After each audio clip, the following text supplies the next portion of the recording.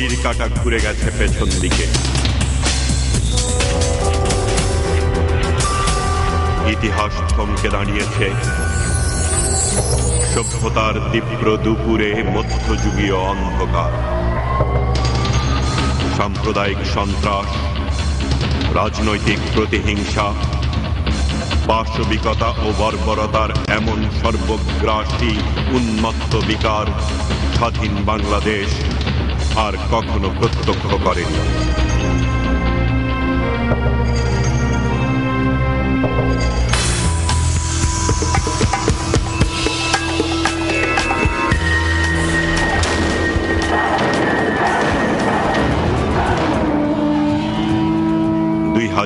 থেকে 2006 সাল কি ঘটেছিল বাংলাদেশে? ফিরে দেখা।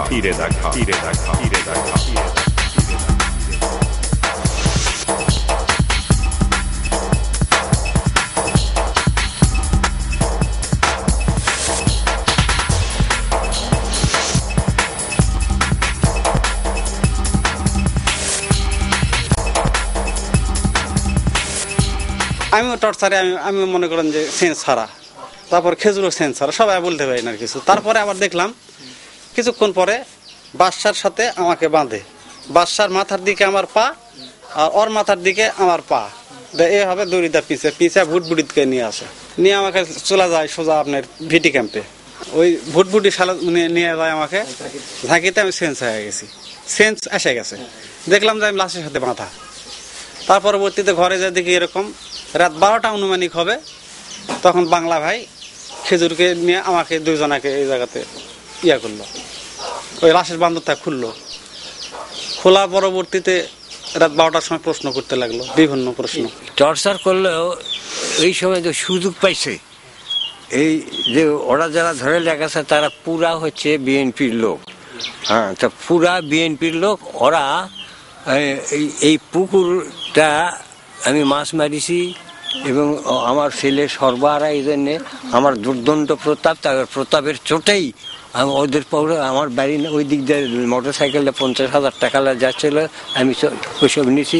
এইসব অপরাধ মিথ্যা অ্যালিগেশন ওখানে শুট করে ও আমাকে টর্চার করে। বাংলা বিকট চেহারা, আপনি লম্বা কালো দাড়ি আছে এবং চোখ বড় বড়, কণ্ঠটা বিকট এবং তার ভিতরে কোনো দয়া মমতা কিছু নেই। ওই জায়গাতে শাইখ আব্দুর রহমান, বাংলা ভাই, আতাউর রহমান সানি, মানে টোটাল যে জিএমবির ব্যাস, আওয়াল, আপনার তারিক, তারপরে আপনার আব্দুল আওয়াল, তারপরে আপনার মানে জিএমবি সুরেশ হাফেজ মাহমুদ ওখানে প্রেজেন্ট। আমাকে ঝুলা লাগছে, খেজুরকে ঝুলাই রাখলো তীরের সাথে। ভিটি আপনারা দেখছেন যে রুম আছে আপনার উত্তর কোনা, ওই জায়গা দুজনকে ঝুলাই রাখলো।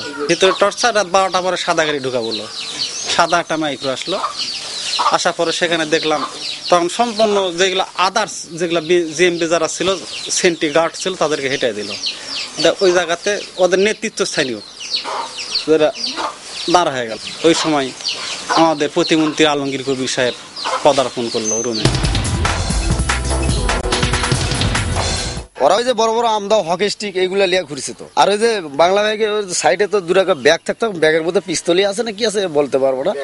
আর আমদাওয়ার এই হকি স্টিক তো সরাসরি লিয়া তারা ঘাট কেলে ঘুরে। এখন একটা জনগণ একটা অস্ত্র হলে আমদা হলে বারাক ওকে হাতে আন্দার জেডি বাগাই বেটা এত বড় হাসেলে ঘুরতেছিস কে, ও তো ধরেলে চলে যাবে। ওখানে নিয়ে যাওয়ার পর তার পরবর্তীতে খেদুকে টর্চার শুরু করে দিল। তারপর আমাকে নিয়ে গেল লিয়ে টর্চার। মানে আমাকে মেন প্রস্তাব হয়েছিল কি যে এই গ্রামে এখানে একটা ক্যাম্প করবে, আর আমার বাড়িটা এই ক্যাম্প করার আমি এন্ট্রি ছিলাম। মেন ওদের বাধা যে তুমি কেন আমাদের সহায়তা করলে না। দ্বিতীয় কারণ, প্রথম কারণ ছাত্রলীগ করি।